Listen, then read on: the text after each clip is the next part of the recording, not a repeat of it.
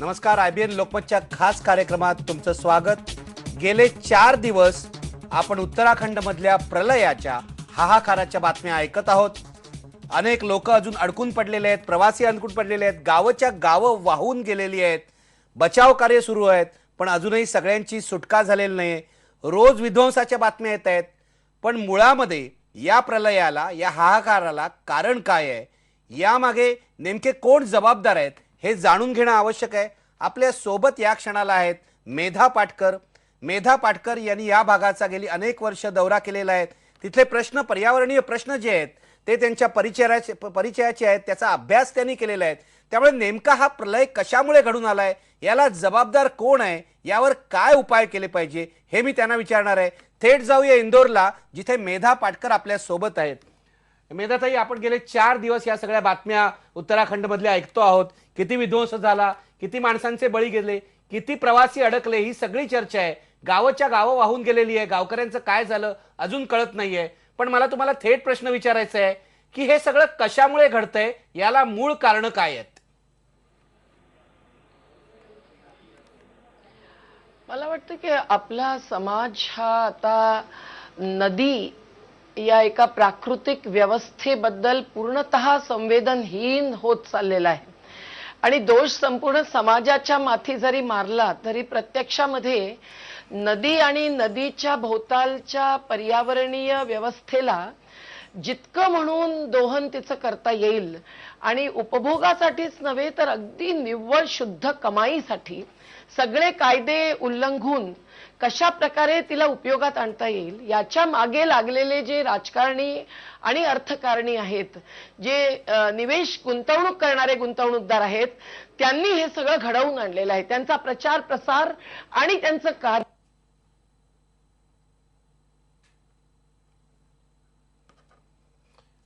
माफ करा, मेधा पाटकर यांचा संपर्क तुटलेला आहे. आपण पुन्हा येणार आहोत, मेधा पाटकर यांच्याशी संपर्क साधणार आहोत आणि पुन्हा ही मुलाखत सुरू करणार आहोत. पण त्यांचा संपर्क तुटलेला होता, आता पुन्हा संपर्क त्यांच्याशी साधला गेलेला आहे. मेधाताई, माफ करा, तुमचा संपर्क तुटलेला होता. पुन्हा आपण या प्रश्नाला सुरुवात करूया की हा जो प्रलय घडलेला आहे त्यापाठची नेमकी कारणं काय आहेत? हा जो प्रलय आहे तो एकूणच त्या गंगा भागीरथीच्या, यमुनेच्या संपूर्ण जलग्रहण क्षेत्राचा जो विनाश झालेला आहे, वेगवेगळ्या प्रकारे आक्रमण आणि अतिक्रमण झाल्यामुळे त्यातून निर्माण झालेला परिणाम आहे. कारण नदीच्या खोऱ्याचं कॅचमेंट, ज्याला आपण खोरं म्हणतो, त्या संपूर्ण क्षेत्रामध्ये एक हिरवं आच्छादन असण्याची अत्यंत गरज असते. तिथे पडणारा पाऊस हा तिथल्या मातीला धरून त्या झाडामुळातून खाली जाईल, हे अधिकाधिक होणं आणि मग तो झिरपून झिरपून नदीत येणं हे होत असतं. परंतु जर ते कॅचमेंट, त्याच्यावरचं ते हिरवं आच्छादन, तिथलं जंगल उत्तराखंडचं, हे संपूर्ण जर संपुष्टात आलं वेगवेगळ्या आणि अतिशय मोठ्या प्रमाणावरच्या योजनांमुळे किंवा एकूण सँड मायनिंग सारख्या, लँड मायनिंग सारख्या सगळ्या माफियांमुळे, तर मग त्या नदीच्या काठी आणि खोऱ्यामध्ये येणारा सर्व पाऊस हा पुराच्याच रूपाने केवळ नदीमध्ये येतो आणि नदीतून निघून जातो आणि मग त्याला कोणीही थांबवू शकत नाही. तो वेगवेगळ्या मार्गाने येतो, तिथल्या प्राकृतिक स्रोतांना डावलून येतो आणि ते स्रोतही अनेक ठिकाणी अडवणूक झाल्यामुळे बदलतात आपला मार्ग, जसा कोसीनी आपला मार्ग बदलला. आणि या हिमालयामधल्या अशा क्षेत्रामध्ये जी अतिशय संवेदनशील व्यवस्था आहे, भरपूर गाळ घेऊन सुद्धा नद्या आणि पाणी वाहत असतं, तो गाळही साचल्यामुळे एकूण पुराचं प्रमाण आणि पुराची उंची, त्या लाटांची उंची ही वाढते. जशी ती या वेळेला 2 बिल्डिंग्सच्या उंची इतकी वाढून सर्व तबाह झालं. केवळ केदारनाथ किंवा रामबाडा आणि गौरीकुंडच नाही, तर अनेक अनेक घरं सुद्धा आणि हजारो माणसं सुद्धा. मेधाताई, या सगळ्याला हे जेवढं नुकसान झालेलं आहे, एवढा विध्वंस झालेला आहे, या सगळ्याला गेल्या काही वर्षातलं नियोजन जबाबदार आहे असा आरोप केला जातोय. वेगवेगळे प्रकल्प या भागात आणले जात आहेत, वीज प्रकल्प आणले जात आहेत, धरणं बांधली जात आहेत. हे वीज प्रकल्प, धरणं किती जबाबदार आहेत? एक प्रकारे आपण हिमालयावर आक्रमण केलंय का? आणि ज्या नद्यांचा उल्लेख केलाय त्या नद्यांवरही अत्याचार केलाय का?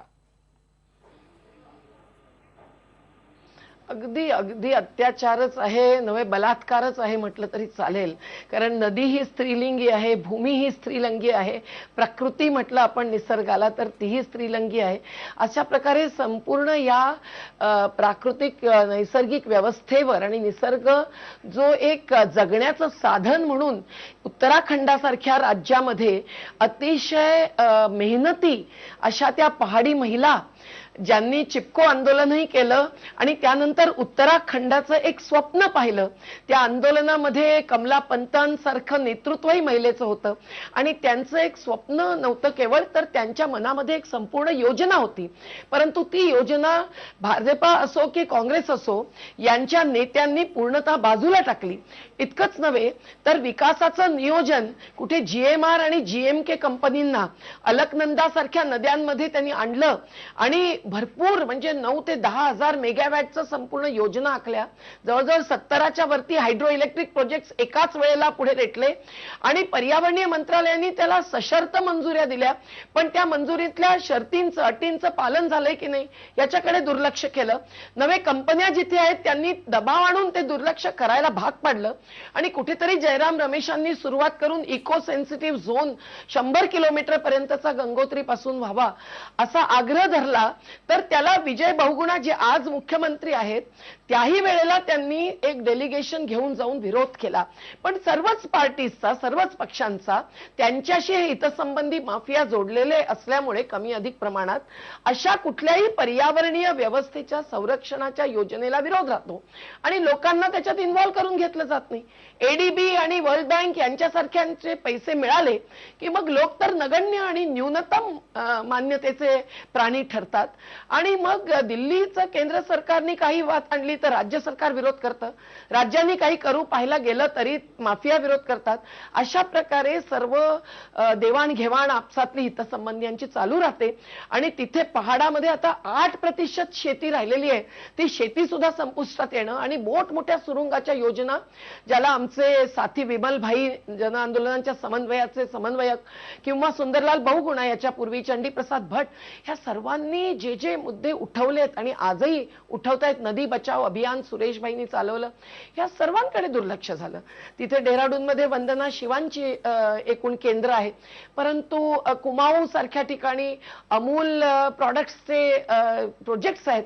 तिथे कमी अधिक प्रमाणात या सर्वांनी प्रयत्न केले पण राज्यकर्ते हे ज्या प्रकारे माफियागिरी आज करतायत आणि विकासाच्याच नावाने करतायत ते उत्तराखंडात दुर्दैवाने इतक्या भयानक संकटाकडे त्या राज्याला नेण्यासाठी त्यांना उपयोगी पडलेलं आहे आणि त्यामुळे त्यांना दोषी धरलंच पाहिजे. पण त्यांच्याबरोबर अधिकारी ब्युरोक्रॅट्स यांनी सुद्धा आपापल्या अधिकारांचं मंजुरी देण्याच्या निगराणी म्हणजे मॉनिटरिंगच्या त्यांच्या हातातल्या जबाबदारीचं जे पालन करायला पाहिजे ते पूर्णपणे करताना दिसत नाहीत. मेधाताई, तुम्ही आता बोलताना सतत माफियागिरी हा शब्द वापरताय. राज्यकर्ते आणि अधिकारी माफियागिरी करतायत. कशा प्रकारची ही माफियागिरी आहे? ही माफिया जी आहे सगळी टोळी ही कशा प्रकारे या हिमालयाला लुटते? हे बघा, त्या तिथे संपूर्ण मी म्हटलं त्याप्रमाणे एक वस्त्रहरण करावं त्या प्रकारे वनहरण होत आहे आणि त्यातलं टिंबर माफिया तिथे आहे जो लाकडांचा मोठा व्यापार करतायत. तिथे सँड माफिया आहेत जे रेत खननाच्यामुळे एकूण पाण्याच्या स्रोतांवरती परिणाम करतात. हे सगळ्याच नद्यांमध्ये आहेत. आज नर्मदेमध्ये आमचा एक मोठा लढा रेत खनन करणाऱ्यांच्या विरुद्ध चाललेला आहे. कारण हे रेत खनन आणि अशा प्रकारचं वनहरण ज्याला आपण म्हणू हे सगळं नद्यांचे स्रोतच संपुष्टात आणतं म्हणून नदीच संपून जाते, कुठेतरी नदी क्रॉस करण्याच्या लायकीची होते. इथे उत्तराखंडामध्ये आता हे चित्र स्पष्ट आलेलं आहे की विष्णुप्रयाग सारखे किंवा अलकनंदावरच्या श्रीनगर सारखे प्रोजेक्ट ज्याला भरत झुंझुनवालांसारखे अर्थशास्त्री आता विरोध करू लागले, ज्यांनी एकदा नर्मदेला योजनेला पाठिंबा दिला होता, आमचा विरोध केला होता, परंतु त्यांची भागीरथी त्यांची अलकनंदा सुद्धा जेव्हा घेण्यात आली तेव्हा त्यांनी या माफियागिरीचा संपूर्ण पोलखोल आणि पर्दाफाश करायला सुरुवात केली.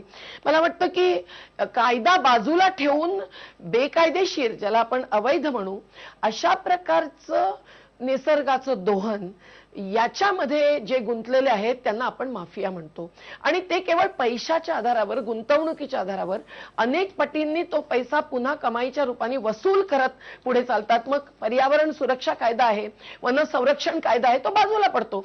अलीकडेच एका प्रोजेक्टला जी मंजुरी दिली गेली अलकनंदाच्या, जयंती नटराजन आल्यानंतर, ज्यांनी एकीकडे इको सेन्सिटिव्ह झोनचं नोटिफिकेशन आणलं, जे जयराम रमेशांपासून सुरू झालेलं होतं, परंतु दुसऱ्या एका प्रोजेक्टला फॉरेस्ट ऍडवायझरी कमिटीचा विरोध असताना सुद्धा त्यांनी मान्यता दिली. कारण आंध्र प्रदेशच्या कंपन्या किंवा इतर कुठल्याही राज्यातल्या कंपन्या या दबावच आणतात, प्रभावच आणतात आणि मग आमच्यासारखे कितीतरी लोक ग्रीन ट्रायब्युनल पर्यंत वेगवेगळ्या चॅनेल्सवरती लढतात आणि त्यावेळेला ते विकास विरोधी आहेत म्हणून बदनामीला पात्र ठरतात. पण प्रत्यक्षामध्ये ज्या वेळेला अशा प्रकारचं संकट येतं, हजारो लोक मरतात किंवा गुंतून पडतात, तिथे करोडो रुपयांची प्रॉपर्टी विनाश पावते. गेल्या वर्षी सुद्धा तिथे झालेलं होतं. काही दशकापूर्वी लँडस्लाइड्स होत होते. हिमालयाचे ग्लेशियर्स पिघळतायत, म्हणजे काय वितळतायत, कारण जलवायू म्हणजे तापमान वाढतंय. या सर्वाचा आम्ही आढावा घेत राहतो. त्यावेळेला जर एवढ्या मोठ्या प्रमाणावर दहन करू नका एवढं जरी म्हटलं, लोकांनी तिथे पब्लिक हिअरिंग्सला विरोध केला तरी सुद्धा तो काहीतरी विकासालाच विरोध आहे असं म्हणून हे माफिया एकूण प्रचार करण्यामध्ये सुद्धा भाग घेतात. हीच ती माफियागिरी आहे आणि त्याच्यामध्ये सर्व पक्षांशी संबंध असल्याशिवाय मंजुऱ्या मिळवता येत नाही, अवैध काम चालू ठेवता येत नाही. म्हणून राजकीय पक्षांचा सर्वात मोठा हातभार लागतो, अधिकारीही सामील होतात आणि अगदी आंतरराष्ट्रीय सावकारी संस्थांपासून इथल्या कंपन्यांपर्यंत हे सुद्धा गुंतलेले असतात. मेधाताई, तुम्ही खूपच महत्त्वाचे मुद्दे मांडताय. तुम्ही म्हणताय ही माफियागिरी कशा प्रकारे चालली आहे आणि तुमच्यासारखे पर्यावरणवादी हे जेव्हा लक्षात आणून देतात तेव्हा तुम्हाला विकासाला विरोध करताय असा तुमच्यावर आक्षेप घेतला जातो. मला तुम्ही ज्या हायड्रो इलेक्ट्रिक प्रोजेक्ट बद्दल बोलताय तिकडे यायचंय. जी धरणं बांधली आहेत या भागात, त्या धरणांमुळे काय नुकसान झालंय इथेही यायचंय, कारण मुळामध्ये धरणांचा प्रश्न तुम्ही देशाच्या अजेंड्यावर आणलाय. पण एक ब्रेक घेऊया आणि ब्रेक नंतर मी ताबडतोब तुमच्याकडे येतो. आपण ब्रेक नंतर पुन्हा एकदा मेधा पाटकरांचे पुढचे मुद्दे ऐकणार आहोत. अतिशय महत्त्वाचे मुद्दे आहेत, का धरणांचा मुद्दा असेल, पर्यावरणाचा मुद्दा असेल, मेधा पाटकर यांनी राष्ट्रीय अजेंड्यावर आणलेला आहे. ब्रेक नंतर पुन्हा भेटूया.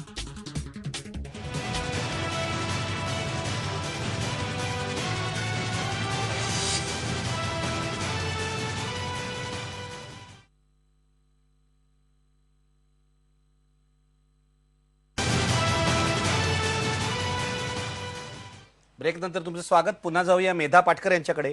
मेधाताई, तुम्ही मगाशी हायड्रो इलेक्ट्रिक प्रोजेक्टचा उल्लेख केलास. इथे धरणं बांधली गेली आहे, त्यासाठी उत्खनन केलं गेलंय. या सगळ्या हिमालयाच्या प्रदेशावर नेमका काय परिणाम झालाय आणि कशा प्रकारचं नुकसान झालेलं आहे? आपण तेहरीपासूनच सुरुवात करू. टिहरीचं धरण हे फार प्रसिद्ध झालं कारण सुंदरलाल बहुगुणांनी 75 दिवसापर्यंत केवळ एक बदामाचा रस घेऊन उपोषण केलं. त्यावेळेला वाजपेयींचं सरकार होतं. बहुगुणाजींच्या वतीने मी वाजपेयींशी बोलायला गेले होते. त्यावेळेला इतकी असंवेदना दिसली की वाजपेयींच्या कवीच्या मनाला सुद्धा कसं वाटलं नाही असं वाटावं. पण त्याचबरोबर बहुगुणांना भेटायला गेले होते तेव्हा तिथे बार असोसिएशनला माझ्याबरोबर उभं राहायला लागलं. अशा प्रकारे कोर्टातच मला अटक करण्यात आली होती. या सगळ्या खेळामध्ये आपल्याला असं दिसलं की टेहरी सारख्या एवढ्या मोठ्या धरणामध्ये जी एक THDC नावाची सरकारी टेहरी हायड्रो डेव्हलपमेंट कॉर्पोरेशन पडली होती, त्यांनी खरोखर कायद्याचं इतकं मोठं उल्लंघन केलं असताना शेवटी बहुगुणांपासून आमच्यासारख्या सर्व कार्यकर्त्यांच्याच विरोधामध्ये सरकारने भूमिका घेतल्या. प्रत्यक्षामध्ये त्यांनी कॅचमेंट एरिया ट्रीटमेंट म्हणजे जलग्रहण क्षेत्र उपचार यासारख्या ज्या पर्यावरणीय अटींच्या कार्यवाहीचं पालन करायला पाहिजे होतं ते केलं नाही. म्हणून वर्षानुवर्ष अजूनही आमचे संजय पारिकजी कोर्टात लढतायत. त्या पालन झालेलं नाही, वनीकरण झालेलं नाही हे माहिती आहे, तरी सुद्धा टेहरी म्हणजे एकूण विकासाचं प्रतीक असं मानलं जातं. आता टेहरी सारख्या मोठ्या धरणांनी हा पूर थांबवला आहे असं सांगितलं जातंय आजच्या संकटाच्या परिस्थितीमध्ये. प्रत्यक्षामध्ये ह्या वेळेला तेरीचं धरण जरा खाली होतं म्हणून काही प्रमाणात ते पाणी अडवलं गेलंय. परंतु उद्या जर पुन्हा याच पावसाळ्यामध्ये मोठा पाऊस आला तर तेरी सुद्धा थांबवणार नाही आणि मग तेरीच्या वरच्या भागात आता एवढे छोटे म्हणावे की मोठे दीर्घ सुरुंगाचे जे प्रोजेक्ट झालेले आहेत ज्यांनी खंडार पाडलेला आहे डोंगरांमध्ये. रस्ते सुद्धा भरसक, रस्ते नको असं कोणी म्हणत नाही, पण एकेका नदीच्या घाटीमध्ये टोटल ज्याला आपण क्युम्युलेटिव्ह इम्पॅक्ट म्हणतो असा एकत्रित परिणाम किती होणार हे सगळ्या योजनांचं एकत्रित आकलन आणि पर्यावरणीय परिणामांचा अभ्यास ज्याला म्हणतो EIA हे केल्याशिवाय पुढे जाताच कामा नये. तसं चंद्रपूर जिल्ह्याच्या ठिकाणी करण्याचं जयराम रमेशांनी एकदा महाराष्ट्रात येऊन सुचवलं, तेही तिथे होत नाही, इथेही होत नाही कुठल्या नदी घाटीमध्ये. भागीरथी, नर्मदा, कृष्णा, कोयना सगळ्या नद्या हे भोगतायत आणि म्हणून मला वाटतं की या ठिकाणच्या सर्व धरणांचा एकत्रित अभ्यास केला पाहिजे. 3 धरणं थांबवली गेली, लोहारी नागपाला, भैरव घाटी आणि पालामनेरी. त्यातली 2 राज्यांनी थांबवली, 1 केंद्राने थांबवलं.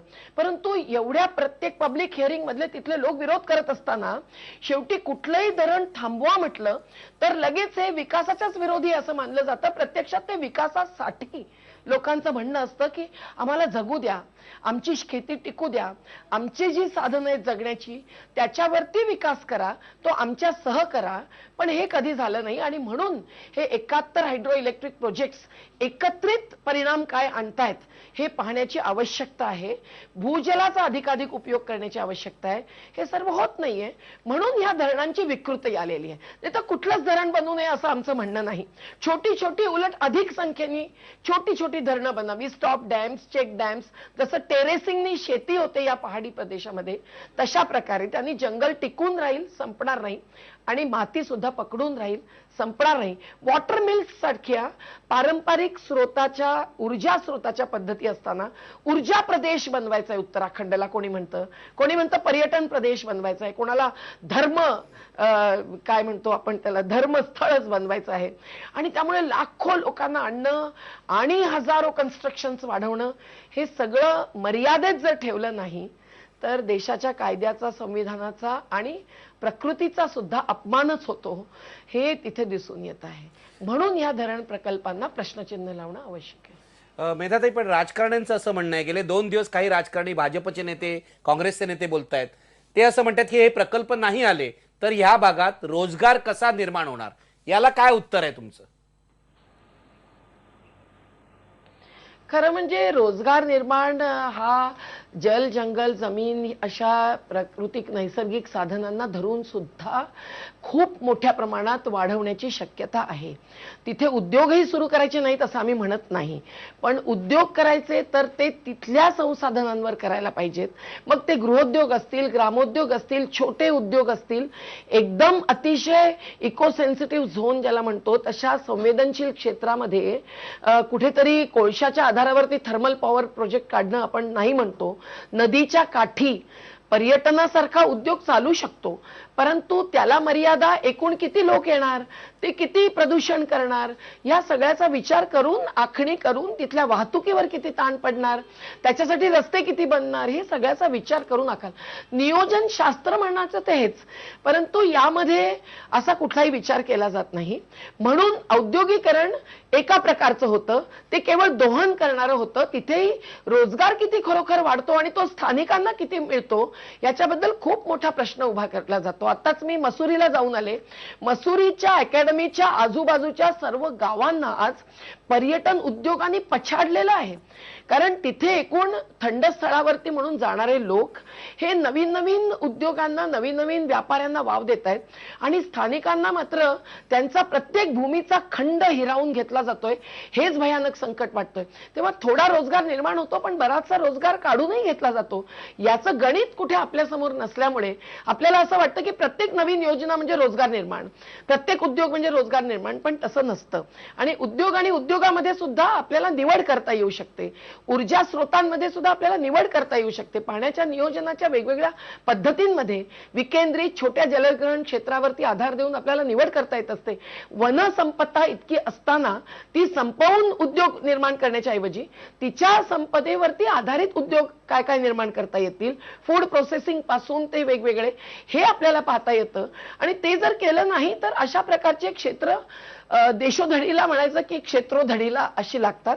आणि लोक मात्र दिल्लीमध्ये येतात ज्यांच्या मागोमाग वीजही येते आणि तिथला ऊर्जा प्रदेश नुसता चमकत राहतो, परंतु लोकांच्या डोळ्यात मात्र अंधेरी येते. उत्तराखंडामध्ये आज हे चित्र आहे. झारखंडमध्ये सुद्धा याच दिशेने ते नवीन झारखंड म्हणजे जंगलाचा तुकडा अशा प्रकारचं आदिवासींचं क्षेत्र ओढून नेलं जात आहे. आणखीन कुशा कशाचं म्हणावं, प्रत्येक नदी खोऱ्यामध्ये नर्मदेपर्यंत याच्या विरोधात लढावं लागतंय.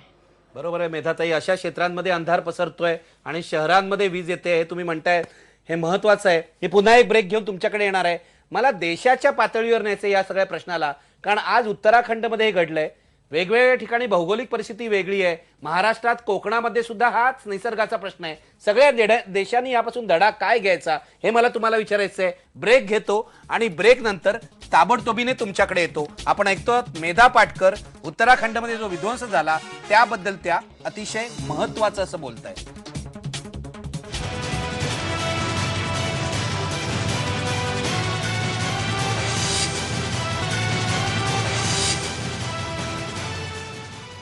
उत्तराखंडमधल्या विध्वंसातून देशाने काय धडा घ्यायला हवा हे मला मेधा पाटकर यांना विचारायचं आहे. मेधाताई, तुम्ही देशभर फिरत असता. जो निसर्गाचा विध्वंस उत्तराखंडमध्ये झालाय तो देशाच्या इतर भागातही झालेला आहे. काय धडा घ्यायचा आपण आणि यावर उपाय काय? खरं तर आपल्याला एकूण पर्यावरणीय मुद्द्यांच्या बद्दल समारंभ संमेलन करण्याच्या ऐवजी फार गंभीरपणे विचार करायला पाहिजे. केवळ एक पर्यावरण दिवस साजरा करून चालणार नाही. आणि पर्यावरण म्हणजे केवळ ओझोनचा लेअर किंवा आपल्या भोवतीचं आवरण नाही, तर आपणही त्याचा एक भाग आहोत हे समजून घ्यायला पाहिजे. आणि याच्यामध्ये नद्यांचं स्थान हे नसांप्रमाणे आहे हे आता नव्याने सांगण्याची गरज नाही. आंतरराष्ट्रीय पातळीवरती नदी वाचवा नदी बचाव हा मुद्दा आता बनलेलाच आहे. आणि म्हणून मोठ्या नद्यांवरती धरणं बांधणंच सोडलं पाहिजे, कारण त्या मोठ्या आर्टरीचा एखादा ब्लॉकेड होतो आणि मग हृदयविकाराचा झटका येतो. तशा प्रकारे झटके आता समाजाला आणि नैसर्गिक व्यवस्थेला बसत आहेत. आणि ते जर थांबवलं तर मग काय, पाण्याचं नियोजनच होणार नाही का, मग विजेचा उत्पादनच होणार नाही का? हा प्रश्न फिजूल आहे. पाण्याचं नियोजन हे मोठ्या नद्यांवरती न करता तिच्या कॅचमेंटमध्ये केलं पाहिजे, जमीन आणि पाणी मिळून केलं पाहिजे. हा धडा आपल्याला याच्यावरून शिकला पाहिजे. आणि जिथे संवेदनशील क्षेत्र आहेत, उदाहरणार्थ हिमालयाचं क्षेत्र, जिथून कोसी जशी खूप मोठ्या प्रमाणावर गाळ घेऊन येते, तशी ह्यातली सतलज यमुनेशी जोडलेली आणि अलकनंदा या नद्या सुद्धा खूप गाळ आणणाऱ्या नद्या आहेत. ह्या गाळ भरल्यानंतर जे काही पावसाचं पाणी येतं ते वर उचललं जाऊन कोसीने जशी आपली दिशा बदलली. आणि त्याही वेळेला आज तिथे जसं राहत कार्य चाललंय, दुर्दैवाने मला तिथे आत्ता पोहोचता येत नाहीये इतर काम असल्यामुळे, पण कोसीच्या ठिकाणी जेव्हा आम्ही पोहोचलो तेव्हा शेकडो लोक एकेका छतावरती अडकून पडलेली. आणि आम्ही नाव घेऊन तिथे जातोय तोपर्यंत 10 दिवसामध्ये कोणी मूर्छित होऊन पडत होतं भुकेमुळे, कोणी एका बोटीमध्ये 10च्या ऐवजी 20 माणसं उड्या घेत होती. आणि आम्हालाच कसं वाटत होतं जागा अडवल्यामुळे. हे सगळं भयानक चित्र ज्यांच्या डोळ्यासमोर येत आहे, माध्यमं आपल्यासारखी पुढे आणतायत, ते सर्व निखिल भाऊ जर संवेदना निर्माण करण्यास कारणीभूत ठरलं तर कुठेतरी समाज हलेल. ते केवळ तात्पुरतं होतं आणि पुन्हा आपण विसरून जातो. दुसरं, या देशामध्ये खूप कायदे आणि नियम बनलेले आहेत, पण आज ते उलट्या दिशेने बनतायत. मी अनेक माफियांचं नाव घेतलं, त्याच्यात बिल्डर माफियाही म्हटलं पाहिजे. ते सगळे पर्यावरणीय कायदे धुडकावून लावण्याच्या मागे लागलेले आहेत. त्यांना केवळ जमिनीचा खंडच नको असतो, त्याच्या बाजूला मोठा रस्ता यायला हवं असतं, त्याच्या बाजूलाच पाणी उपलब्ध हवं असतं, विजेची संपूर्ण सोय हवी असते. आणि त्याच्यासाठी मग ते काही करायला तयार असतात. आणि राज्यकर्ते स्वतःच बिल्डर्स होतात, राज्यकर्ते स्वतःच सँड मायनिंगचे कॉन्ट्रॅक्ट घेतात. त्यामुळे चोराच्या हातात चावी दिल्यासारखं होऊन जातं. आमच्यासारखे लढतच मरणार की काय असं वाटायला अनेकांना वाटतं, पण नाही, तसं म्हणून चालणार येणार नाही. कारण विकासाचं नियोजन कसं करावं आणि ह्या कायद्यांचं पालन कठोरपणे व्हावं, म्हणून जर लोकशक्ती प्रत्येक ठिकाणी उभी राहिली, जी उत्तराखंडामध्ये सुद्धा उभी आहे, नाही असं नाही. GD अग्रवालांचे उपोषण किंवा विश्व हिंदू परिषदेने कधीतरी थोडी भूमिका घेतली, नंतर ती बदलली सुद्धा. ते केवळ कारणीभूत होतं असं नाही. प्रत्येक पब्लिक हिअरिंगला जी एन्व्हायरमेंट प्रोटेक्शन ऍक्ट, पर्यावरण सुरक्षा कायद्याखाली होत असते, तिथे लोक विरोध करतात अशा योजनांना, अगदी सकारण विरोध करतात, व्यवस्थित आकडेवारी मानतात. त्यांना फक्त आपण विकास विरोधी म्हणून धुडकावता कामा नये. स्थानिकांच्या सहमतीशिवाय कुठलाही प्रकल्प पुढे रेटला जाणार नाही, हे तत्व जे संविधानाच्या घटनेच्या 243व्या कलमामधून पण मिळू शकतं. आदिवासी पहाडी क्षेत्रांना तर विशेष अधिकार दिलेले आहेत, त्याच्यावरून मिळू शकतं. स्वतंत्र नोटिफिकेशन काढून करता येईल.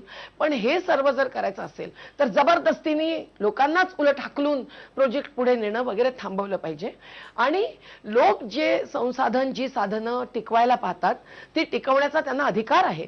आणि त्यांनी नाही म्हटलं तर नाही होणार प्रकल्प, त्याचा विकल्प, त्याचा पर्याय शोधून काढू, अशा प्रकारचं एक कायदेशीर, घटनात्मक पण सामाजिक असं वातावरण आणि कार्य हे पुढे गेलं पाहिजे. आणि त्याला भरपूर स्कोप आजच्या कायद्यामध्ये आहे. अजून काही कायदे टिकून आहेत, अजून घटना टिकून आहे, अजून जगण्याचा अधिकार टिकून आहे. परंतु त्याच्या दिशेने जाण्यासाठी एक मोठी रणनीती प्रत्येक ठिकाणी स्थानिकांनी बनवली पाहिजे. फक्त राष्ट्रीय आंदोलनं होऊन सुद्धा चालणार नाही अशी स्थिती आहे. आणि कारण आंतरराष्ट्रीय सुद्धा मग व्हावं लागेल तसं म्हटलं तर. पण आपल्या ठिकाणी पकडून ठेवणं आणि त्याला प्रश्न विचारणं हे व्हायला पाहिजे. वांग मराठवाडीचे लोक आज सत्याग्रहावर बसलेत आमचे पुण्यात. कृष्णेमध्ये जेव्हा पूर आला त्यावेळेला आलामट्टी धरणाने महाराष्ट्रात काय आणलं हे पाहत असताना आम्हाला तेच दिसलं की सर्व काही धुडकावून लावतायत, ट्रायब्युनलचे अवॉर्ड धुडकावून लावतायत. असं प्रत्येक सुनामीच्या निमित्ताने आम्हाला दिसलं. फ्लड लाईन मध्ये राहायचं नाही हा नियम असताना कृष्णेच्या काठी असो की समुद्राच्या काठी असो धडाधड 5 स्टार हॉटेल्स बनली जातात, मच्छीमारांची घरं मात्र हटवायचं गाजतं. तेव्हा हे जे विकृतपणे चाललेलं आहे पैसा आणि बाजार याच्या बळावरती, ते थांबवण्यासाठी लोकांनी कंबर कसली पाहिजे आणि राजकीय पक्षांना सुद्धा भाग पाडलं पाहिजे. आपल्यावर काही आरोप आले, किती बदनामी झाली तरी आपण विवेकाची भूमिका घेतली तरच पुढच्या पिढीसाठी आणि आपल्याही पिढीसाठी काहीतरी वाचेल. हाच राष्ट्रीय महत्वाचा मुद्दा आणि भूमिका असली. बरोबर आहे. मेधाताई, मला तुम्हाला महाराष्ट्रात आणायचं आहे. याचं कारण भौगोलिक परिस्थिती वेगळी आहे, पण महाराष्ट्रात विशेषतः कोकणात सुद्धा अलीकडे माधव गाडगीळ समितीच्या अहवालाला विरोध झालेला आहे. आणि ज्या प्रकारचा माफिया उत्तराखंडमध्ये तयार झालाय त्याच प्रकारचा माफिया कोकणात सुद्धा तयार होतोय. आणि विकासाच्या नावाखाली कस्तुरीरंगन समितीला सुद्धा आता विरोध होतोय. कोकणामध्ये अशा प्रकारचे प्रकल्प येत आहेत. उद्या कोकणाचा जो निसर्ग आहे तो हिमालयाच्या निसर्गाप्रमाणेच विध्वंस होणार नाही का? मला माहिती आहे भौगोलिक परिस्थिती वेगळी आहे, तरी सुद्धा तशाच प्रकारची दुर्दैवी परिस्थिती कोकणात सुद्धा निर्माण होईल अशी भीती वाटते का? महाराष्ट्रातल्या लोकांना काय सांगाल? अगदी अगदी. कारण पश्चिम घाट हा सुद्धा एक आंतरराष्ट्रीय पातळीवरचा, जगाच्या पातळीवरचा संवेदनशील प्रदेश आहे. म्हणून माधव गाडगीळांचा रिपोर्ट आपण मला आठवण करून दिलीत म्हणून बरं झालं की माधव गाडगीळांचा रिपोर्ट हा अतिशय महत्त्वपूर्ण रिपोर्ट आहे. आणि त्याच्यानंतर सुदैवाने आम्हाला एवढी अपेक्षा नव्हती, पण कस्तुरी रंजनांनी सुद्धा तो रिपोर्ट धुडकावून लावला नाही. अन्यथा ज्या नॅशनल ॲडवायझरी कमिटीनी माधव गाडगीळांना सदस्य बनवून घेतलं, जसं अरुणा रॉयना, या सर्वांना आपापल्या मुद्द्यावरती पुढे मंजूर करून घेता येत नाही एक एक गोष्ट, म्हणून बाहेर पडावं लागतंय. हे दुर्दैव आहे. तेव्हा नॅशनल ॲडवायझरी काउन्सिल म्हणून आज तिथल्या क्षेत्रातल्या जनतेच्या पैकी संवेदनशील, विचारशील नागरिकांनी उभं राहिल्याशिवाय हे रिपोर्ट धुडकावून लावणं किंवा त्याला केवळ राजकारण्यांनी काहीतरी एक प्रोत्साहन देऊन विरोध उभा करणं हे होईल, ते थांबणार नाही. हे थांबवायलाच पाहिजे. सिंधुदुर्गाला सुद्धा पर्यटन जिल्हा म्हणून घोषित करणं आणि त्यातून रोजगाराचं आमिष दाखवणं, जसं तुम्ही म्हणालात, हे सोपं आहे. परंतु सिंधुदुर्गातल्या सुद्धा तिथल्या संसाधनांवरती अगदी फळांच्या रसापासून ते कोकम सरबतापर्यंत जो कोका कोलाला पर्याय होऊ शकतो, अशा प्रकारचे उद्योग आणि प्रक्रियेचे कारखाने निर्माण करणं, याला कोणाचा विरोध असण्याचं कारण नाही. पर्यटन पर से नाकारण्याचं कारण नाही. परंतु पर्यटनाच्या नावाने मंत्री, संत्री, अधिकारी आणि त्यांच्याबरोबर जोडलेले बिल्डर्स, कॉन्ट्रॅक्टर्स हे खूप कमाई करत असतील तर स्थानिकांना कळलं पाहिजे की आपल्या हातातलं ते खेचून घेत आहेत. काही रोजगार मिळाला तरी आपलं जगणंच त्यांनी असह्य होण्याची आज ना उद्या शक्यता आहे. आणि म्हणून पश्चिम घाटामध्ये, संपूर्ण या पेनिन्सुलर भागामध्ये, अगदी केरळमधल्या त्या मनेरी भागापासून ते तामिळनाडू मधल्या निलगिरीपर्यंत, समोरच्या किनाऱ्यावरच्या किंवा अगदी कर्नाटकच्या कृष्णा खोऱ्यापर्यंत सर्वत्रच मला वाटतं आज जो आवाज उठतो आहे तो स्थानिकांच्या अधिकाराचा, आणि तो अधिकार सहभागाकडे आपल्याला घेऊन जातो. आणि त्या सहभागासह नियोजन व्हावं असं जर माधव गाडगीळ किंवा आम्ही कोणी म्हटलं तर ते कायद्याला धरूनच आम्ही बोलतो. आम्ही सुद्धा विकासाच्या योजनांना पूर्ण नाकारत नाही, पण प्रत्येक योजना परखडपणे तपासण्याची आवश्यकता आज निर्माण झालेली आहे. नाहीतर अशा प्रकारची संवेदनशील क्षेत्र, ते डोंगर, त्या नद्या आणि त्या नद्यांच्या मार्फत भरलं जाणारं भूजल, जंगल, जेही भूजलाचं पुनर्भरण करण्यासाठी अतिशय उपयुक्त असतं, हे सगळं जर संपलं तर पशुपंखी आणि किडे मुंकडेच नाही तर माणसाची सुद्धा संपूर्ण संस्कृती ही मोहेंजोदडो हडाप्पा सारखी संपुष्टात येणार नाही का? इथपर्यंत आता विचार नेऊन ठेवून लोकांना जरा धाक तरी वाटतो की नाही हो, असा प्रश्न विचारणं आवश्यक आहे, अगदी कोकणवासियांपासून ते उत्तरखंडवासियांपर्यंत. अगदी मेधाताई, ही तुमची कळकळ खूप महत्वाची आहे, ती योग्य ठिकाणी पोहोचेल अशी मला अपेक्षा आहे. धन्यवाद. मेधा पाटकर होत्या या. तुमच्या लक्षात असेल चिपको आंदोलन झालं होतं उत्तराखंडमध्ये, सुंदरलाल बहुगुणा उपोषणाला बसले होते, चंदीप्रसाद भट यांनी आवाज उठवला होता, मेधा पाटकर यांनी पर्यावरणाचे मुद्दे सगळ्या देशाच्या अजेंड्यावर आणले होते. आपण विध्वंस होतो तेव्हाच या माणसांची आठवण काढतो. खरं तर राज्यकर्त्यांनी योग्य वेळी अशा पर्यावरणवादी कार्यकर्त्यांचा आक्रोश लक्षात घेतला, त्यांची जी वेदना आहे ती लक्षात घेतली तर कदाचित अशा आपत्ती टळू शकतील. हिमालय पुकार रहा असं म्हणतात. यावेळेला हिमालयानं इशारा दिलेला आहे, गंगेनं इशारा दिलेला आहे. हा इशारा आपण लक्षात घेतला नाही तर अशाच आपत्तीत पुढेही येत राहतील. म्हणूनच पर्यावरणाचे मुद्दे महत्वाचे आहेत, निसर्गाचं रक्षण महत्वाचं आहे. इथेच थांबूया. मेधा पाटकर यांनी आपले पर्यावरणाचे मुद्दे आपल्यापर्यंत पोहोचवलेले आहेत. पहा फक्त IBN लोकमत.